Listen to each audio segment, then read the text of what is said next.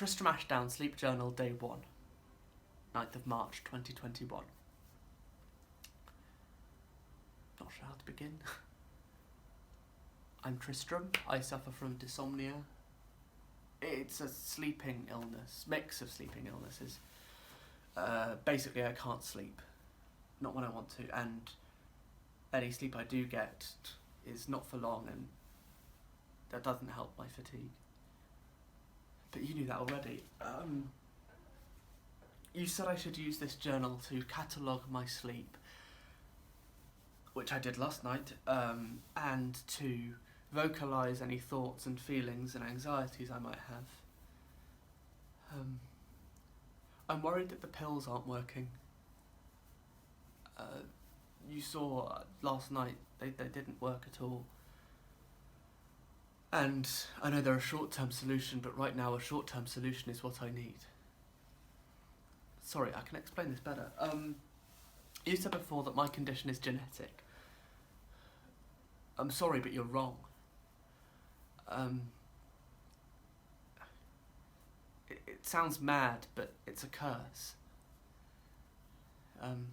My grandma sent me all of Grandad's old stuff so I can tell you the story.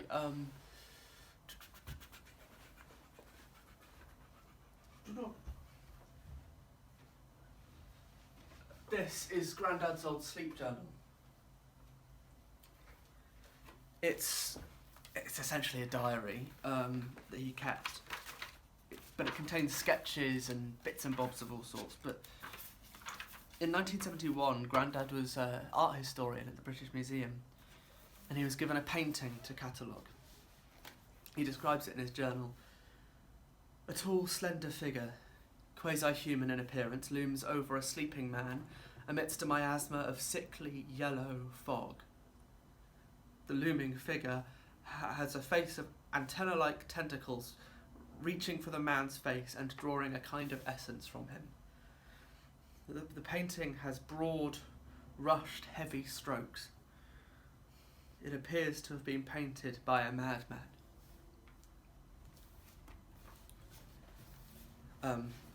Grandad catalogued the painting, did all the necessary work and sent it off for display. But when it was collected, they couldn't find it. It had utterly vanished. Grandad's supervisor, Dr. Callahan, insisted that he'd been working on a Holbein portrait, not this painting in question. A few months go by, Grandad gets engaged to Audrey, my grandma. He gets married, actually, as well. Grandma gets pregnant. And then, in October 1971, on Grandad's 25th birthday, he stays with a friend from uni. And he has a nightmare. I found myself in an inky black suspension, neither underwater or on land. Something utterly alien. Through the murk and the gloam, I can hear and feel breathing. Powerful, slow, deep breaths that make the hair on my arm quiver in the wind. Either I floated towards it or it towards me, but through the pitch, a grey outline becomes clearer and clearer. It conjured memories of Kraken, Leviathan, these slumbering titans, ancient evils biding their time. Suddenly, its eye opened. A great, green, burning eye. Its pupil dilates, shakes and quivers in the breath that it creates, and becomes a portal from which steps a creature. Even silhouetted, I instantly recognise it as the one from the missing painting. It raises a gaunt, almost skeletal hand towards me, and whispers in the loudest whisper, "Arthur, Deimos Wagan Argel Vertagen." And then Grandad awoke. I'm guessing the pronunciation from his spellings of the words. But from here, Grandad spiralled. He'd always struggled with sleep, much like many of the men in our family. But it just got so much worse. He slept almost never, and when he did, he had a dream similar to the one I've just described. He describes what he calls micro-dreams, dreams that occur in a blink of an eye, every time he shuts his eyes. Grandma started finding him scrawling symbols all over him. We've had the symbols that he also writes in his diary analysed. No linguist can identify the language. One night, Grandma found him with a pen that had run out, and instead of writing on his body, he was carving them into his chest. He'd gone mad, by all accounts. He insisted he was in his study at the time. The days turned into 3 weeks. He began seeing Deimos, the creature he described, in his waking life in mirrors or cracks in doorways or in water. Until finally, just 3 weeks after his 25th birthday, he writes one final diary entry. The blackouts are becoming more and more frequent.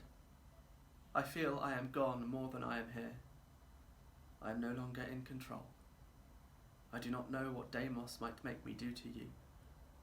Know that I do not want to go, but I fear I must for your safety.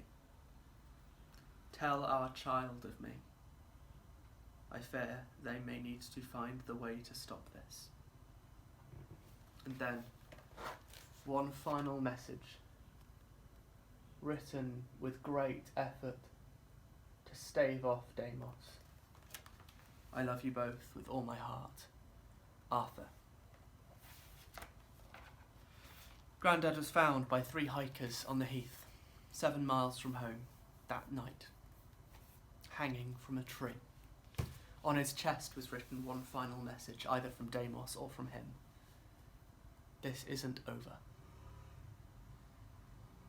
You still think this is genetic? That this isn't a curse? Well, even if it isn't, we can try, right? I know for a fact that sleeping pills can work. Will work. I just need a stronger dose. So there you go. You said I should tell you my feelings. There they are. Please, you've got to help me. And it's urgent. Because today is my 25th birthday. I've got 3 weeks. Journal ends. Tristram Ashdown, Sleep Journal 2, 16th of March 2021. I saw him last night. It's the first time I've seen him while awake. It's been getting worse since my birthday. I need those pills, okay? They're still kind of working. I can feel that just a stronger dose will just work. I think I'm just beginning to panic because I don't have much time to do what needs to be done to beat this. None of my family lasted more than 2 weeks after their first sighting.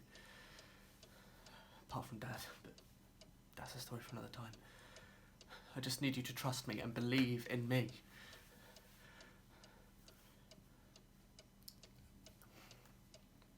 We didn't believe my brother. We weren't there for him. And he died.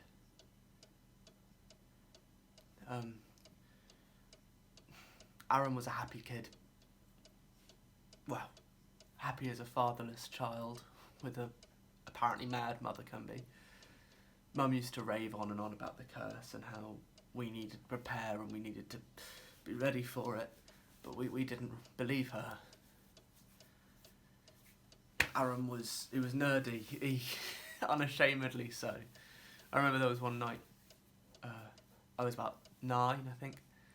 And Aaron was meant to be looking after me while Mum was out for the evening, one night a month. She came back and she was fuming because I was sat watching The Matrix on the telly.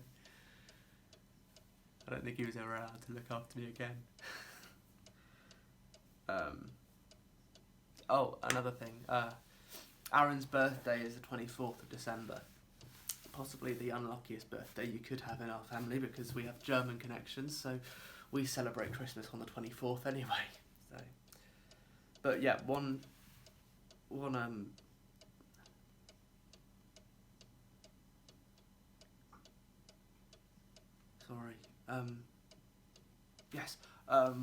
one Christmas we were back home. I was doing my masters and Aaron was doing a PhD. Artificial intelligence he was doing it in. And it was always going to be a tough one because it was his 25th that year. So I don't think we still quite believed in it all. But Boxing Day morning, Aaron didn't come down for breakfast. I went up to check on him and he was on his bed like this, muttering over and over to himself, "It's not real, it's not real, it's not real, it's not real." We thought that he was convincing himself that what he'd seen wasn't real, that Deimos wasn't real. But one way or another we knew the curse existed from that point onward. Though the rest of our holiday home was fine, really. I was revising for exams. Aaron was writing a paper for his PhD. He submitted it and then went off back home. And I was to follow a few days later to my uni. Aaron never made it back to uni. They found him on the tracks of Salisbury Station. He'd jumped from the overpass. In his hand, crumpled, clenched in his fist, was a crumpled note. It simply read, "I am free." We thought it meant free from Deimos again. But a few weeks later, Aaron's PhD supervisor sent us the final paper he'd submitted, the one he'd submitted while at home in that time. I don't have it exactly, I can't quite remember it, but it outlined his belief that we are all in a simulation. He cited Deimos as his only friend, as the creature that let him know of this reality. And he calls on any other people that may be real to take the same escape function he used. Suicide.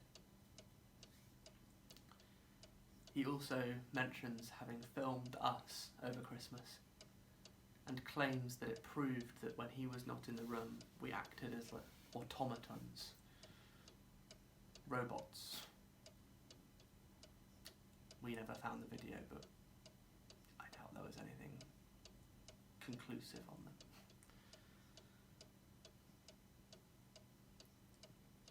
We weren't there for Aaron.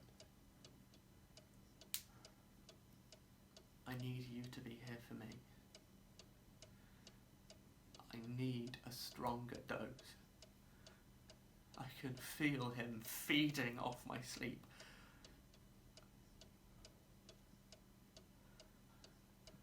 I need it. Please.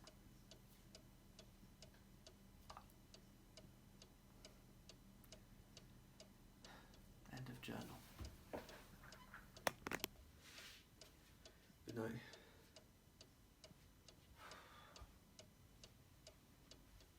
Oh my god. Oh my god.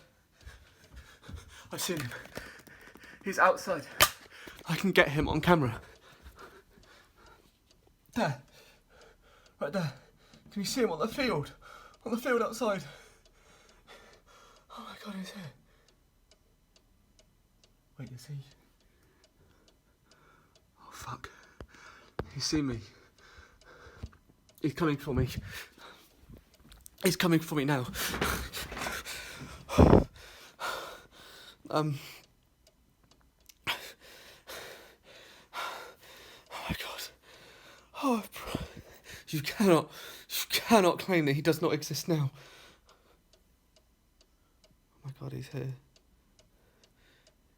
He's in the room with me.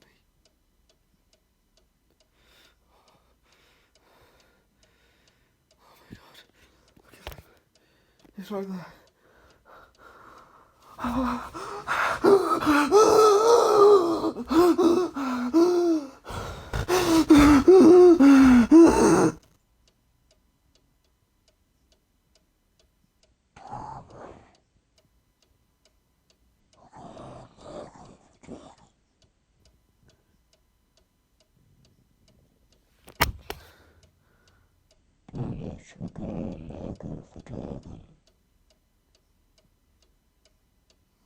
Ashdown, Sleep Journal 3, 23rd of March, 2021. Screw the fucking side effects, I need sleep. I need sleep! You saw it last night. He's got me now. I need those pills. I need them. Those pills will save my life. They saved Dad's life. Sorry. My dad, he beat the curse. He was happy, stubbornly happy. And he had those pills, strong pills, to get him to sleep. He got through those 3 weeks. He was sleeping, he was fine. He survived. Until 5 months later, my first birthday, when there was a knock at the door. There was a man there. The man was clearly in distress, apparently. Dad took the man to dinner and never returned.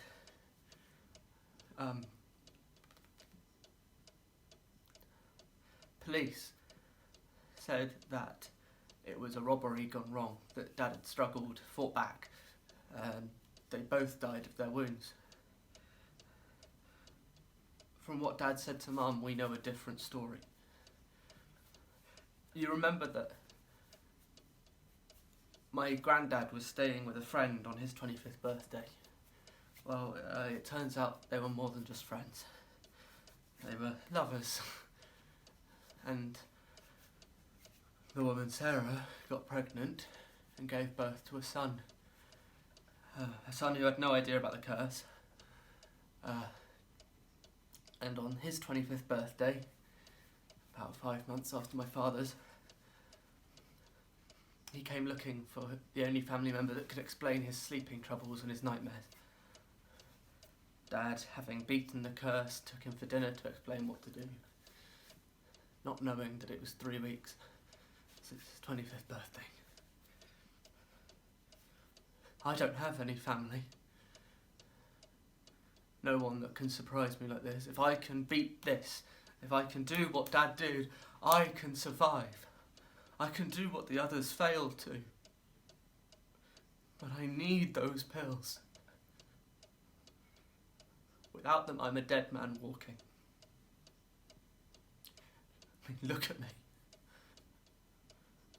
I keep seeing him. In reflections, in windows. I see him everywhere. You have to help me.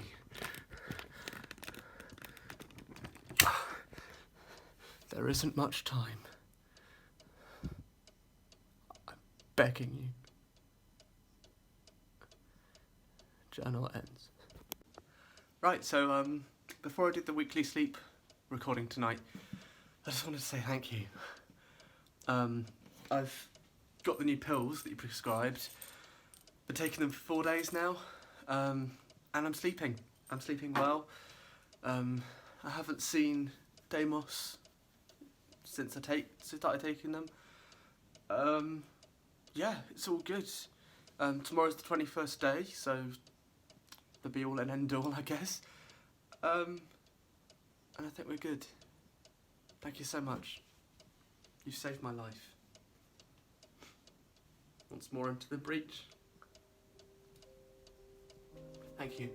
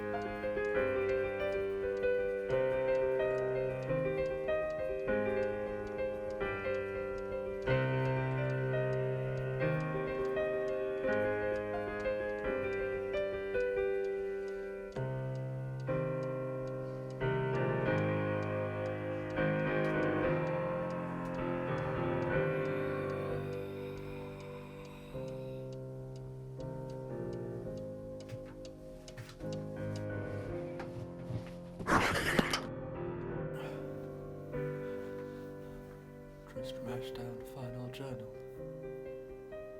Deimos has won.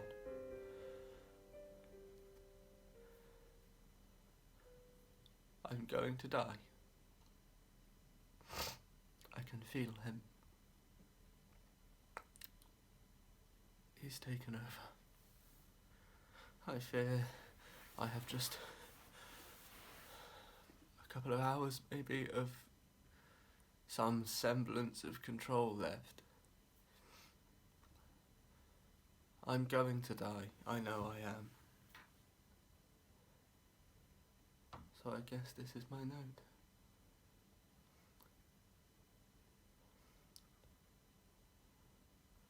I take solace in the fact that I have no one to burden with this curse, and there is no one I love that I can harm with this curse. That was quite deliberate.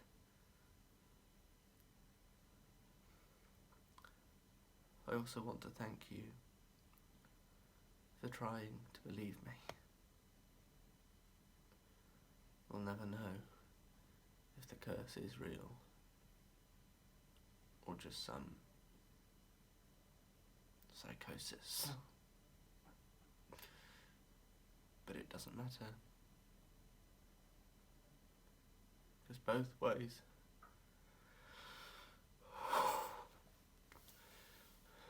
ways I die.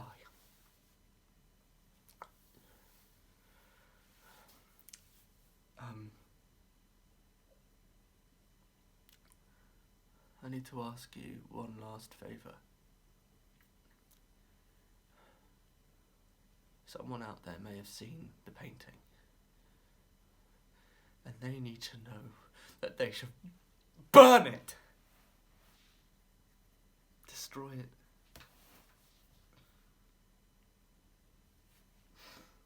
Sorry, I can feel him.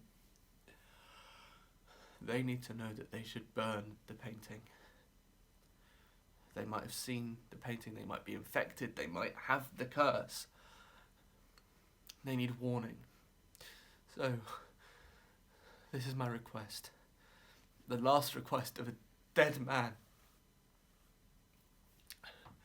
I need you to share these videos online. let as many people see it as possible, as a warning to them of what might be coming.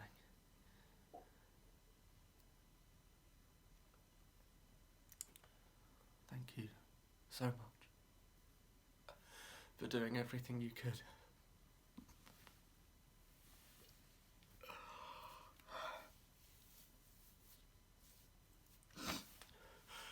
I'm going to go now and know that tonight I will sleep sound and I will dream no nightmare.